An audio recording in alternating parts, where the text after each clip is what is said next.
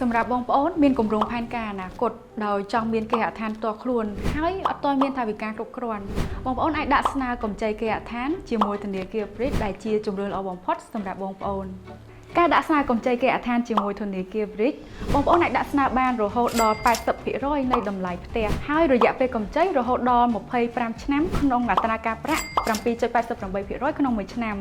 ជាពិសេសការអនុម័តកម្ចីឆាប់រហ័សនិងឯកសារតម្រូវងាយស្រួលសម្រាប់បងប្អូនដែលធ្លាប់ដាក់កម្ចីគេហដ្ឋានជាមួយធនាគារផ្សេងបងប្អូនក៏អាចដាក់ស្នើការផ្ទេរកម្ចីគេហដ្ឋានមកកាន់ធនាគារ Bridge វិញបានផងដែរជាមួយអត្រាការប្រាក់ 6.99% ក្នុងមួយឆ្នាំធនាគារ Bridge គឺជាជម្រើសដ៏ល្អបំផុតសម្រាប់បងប្អូនទាញយកនិងប្រើប្រាស់កម្មវិធីទូរស័ព្ទដៃរបស់ធនាគារ Bridge ឥឡូវនេះធនាគារ Bridge ឆ្ពោះទៅកាន់អនាគតកាន់តែប្រសើរ